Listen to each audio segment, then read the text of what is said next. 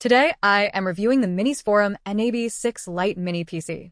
If at any time you'd like to explore this product for yourself and grab it at a great price, be sure to check the links below the video.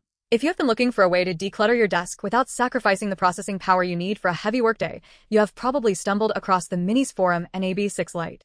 I have been using this little machine as my primary workstation for the last 3 weeks, and while it definitely punches above its weight class, there are a few specific quirks you need to know before you pull the trigger. You can check the link below the video if you want to see the current pricing or explore the full specs, but let's talk about how this actually performs in the real world. The first thing that hits you is just how small this thing is. It is roughly the size of a stack of coasters, but inside, it is packing an Intel Core i5-12600H. Now, this is a mobile class processor, but don't let the mobile label fool you. With 12 cores and 16 threads, it handles multitasking better than almost any full-size desktop I have used in the mid-range price bracket. When I was jumping between 40 browser tabs, a massive Excel sheet, and a background video render, the system didn't stutter.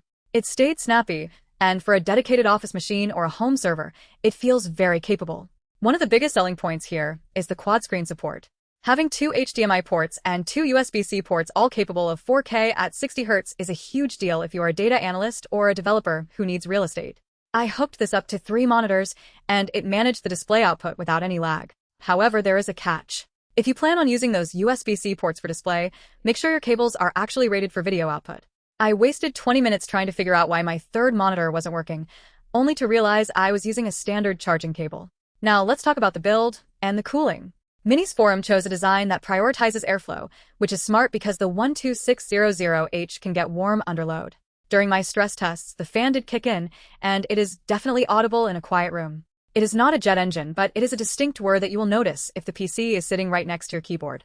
If you are sensitive to fan noise, you might want to tuck this behind a monitor or under the desk, though you should keep in mind that it needs room to breathe. I also want to touch on the networking. It comes with dual 2.5 gigabit LAN ports.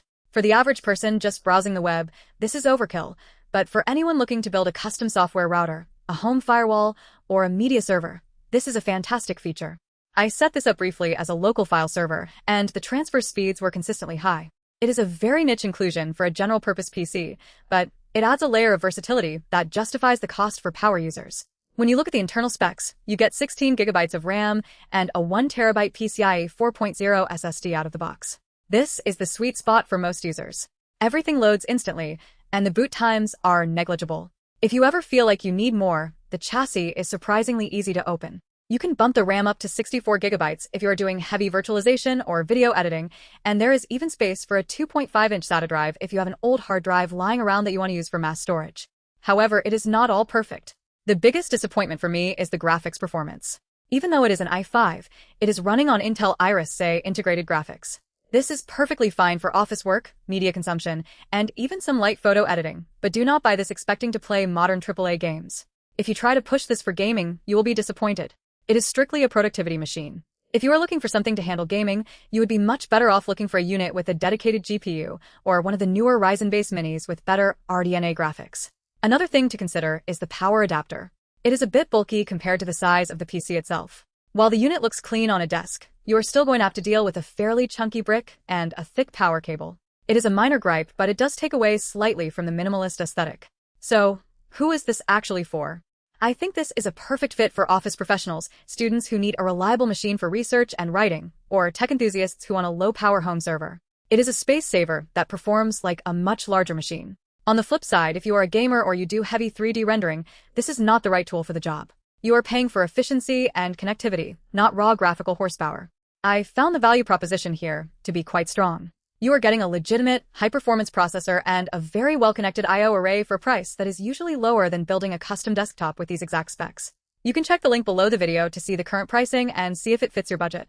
Ultimately, the MINISFORUM NAB6 Lite is a professional, no-nonsense computer. It does exactly what it says on the box. It stays stable under heavy multitasking, and it offers enough ports to keep a multi-monitor setup running smoothly. Just keep your expectations in check regarding gaming, manage your expectations for fan noise in a quiet room, and you will likely be very happy with the performance you get out of this small package. If you have any questions about how it handled specific software, or if you want to know more about the setup process, feel free to leave a comment, but for most people, this is a solid, reliable choice for a daily driver.